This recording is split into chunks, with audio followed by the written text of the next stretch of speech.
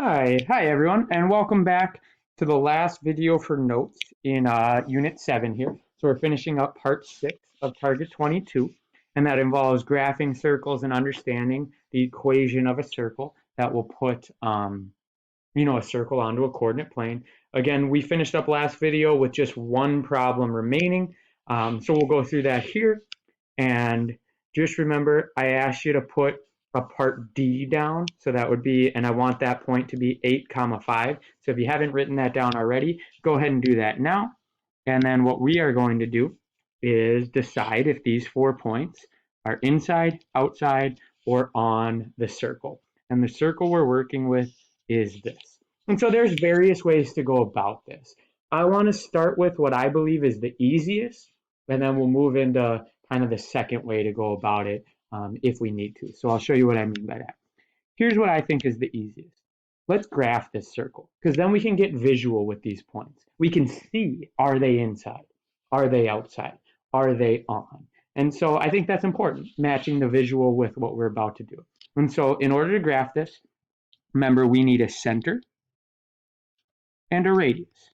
And so here's our graphing recap. Our center comes from the x parentheses and the y parentheses part.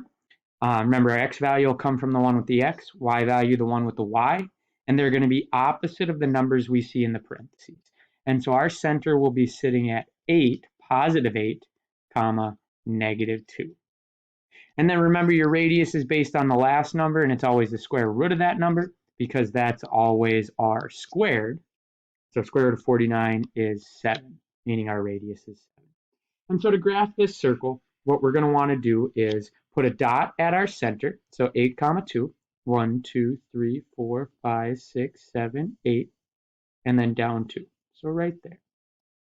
And then we're going to want to count 7 in all directions. And by all, I mean 4. Straight up, straight down, straight left, straight right. Because we can count boxes up, down, left, and right. So let's do that. We'll put dots each time. So counting up, 1, 2, 3, 4, 5, 6, 7. So dot. Then left, 1, 2, 3, 4, 5, 6, 7, dot. And then down, 1, 2, 3, 4, 5, 6, 7, dot. And notice if we go right, we're going way off the edge. It's like somewhere over here, right? I think I didn't estimate it great. Let me just try to do my best here.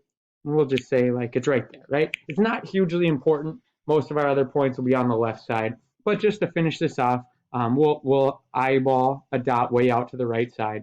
And then we connect, or we draw a circle through these points around our center, right? So there's our circle. And so let's graph, for instance, point A. And let's see where it is. Can we tell, right? Is it inside, outside, or on? So let's find out. We'll go to 1, negative 6. So go back to your origin.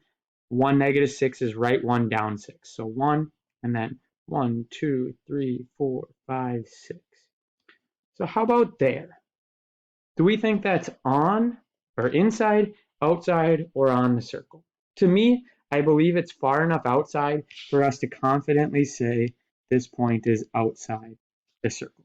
And so again, that's why I said this kind of strategy here, graph your circle and then graph the points and just kind of look. It makes it visual, and I think it's the easiest one to see.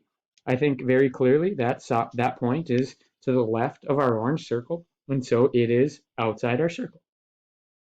So let's change colors and let's go to B. 5 comma 2. 1, 2, 3, 4, 5, 1, 2. So we're sitting right there. And to me, that very clearly looks like it's inside our circle, right? And so that'll be our answer here, inside. And again, we just get that by graphing the circle and then plotting the points and looking visually. Can we tell? Are they inside? Are they outside? 1, negative 6 in A, that was outside. 5, 2, inside. Let's try 8, negative 7. 8, negative 7. So if I go to the right, 1, 2, 3, 4, 5, 6, 7, 8, and then down 7, 1, 2, 3, 4, 5, 6, 7, there it is. I didn't quite reach that bottom part of the circle, and so once again, this is no doubt inside the circle. And I think that all makes sense one more, reminder, just to recap. If you want to decide if it's inside, outside, or on, graph the thing, plot those points, and look. Many times you can just tell. But now I asked you to add this one. And the reason I asked you to add this one is because this one is going to look like it's on the circle. And we're going to need to prove it. And so I want to talk about the steps it takes to prove if it's on the circle. And so if we put a point 8, 5, right, back to our origin, right 8, up 5. So 1, 2, 3, 4, 5, 6, 7, 8. And then 1, 2, 3, 4, 5. So that is directly on the dot we made to like graph this circle. And so I think the obvious answer then would be this is actually on the edge of the circle. But we can't necessarily be so sure. And so there's an algebraic way for us to prove it. And it's going to deal with this equation right here. And so I'm going to rewrite it down here, and then we'll talk about working with it to prove it. So again, our circle equation is x minus 8 squared plus y plus 2 squared. And that's supposed to equal, 49. Now, remember, every point we have is an x value and a y value. And so what I'm going to want to do here is I want to take my x value and plug it in for x. I want to take my y value and plug it in for y. And when I do that, there's going to be no more variables, and then I can see what this side of the equation equals. If it actually does equal 49, then this point is on the edge of the circle. If it equals something else, then it's not. Then it's either inside or outside, and we'll have to do a little bit more work to decide. And so let's see. So again, we can ignore the 49 for now. We just want to work with the left side of this equation. And we want to plug our x value in for x and our y value in for y. When we do that, this is what the left side of the equation will look like, right? Our x value is 8. So we will get an 8 minus 8 squared. And then plus, and our y value is 5. So 5 plus 2 squared. Now, we need to compare that to 49, right? If it equals 49, it's directly on the circle. If it equals something else, it's something else. And so what I'm going to want to do then is take my calculator and type this into it and see what it equals. And I want to do that with you all in one step because I want you to see kind of the easiest way to go about it and why one step can be important here. Oops. And so I want you to see that. Try to move it over to the side. Here's our calculator. Perfect. I know it's kind of a little screen up here, but do your best to follow it. And so I'm going to type in exactly what I've got here. And so starting with parentheses. So parentheses, and then 8, and then minus 8.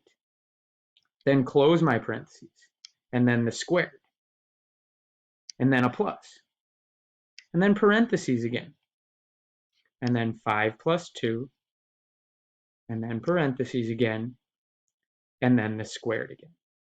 And so as you can see up in this small window up here, I have typed exactly what I wrote in green on this problem. And so when I hit enter, my calculator will tell me what it equals. And it equals 49. And so back to our notes, this left side, all this red junk, right, equals 49. And it was supposed to equal 49. And so since 49 equals 49, that is our indication that that point is truly on the circle. Any point that is on the circle will actually equal what r squared equals when you plug it. If it's not on the circle, it won't equal that.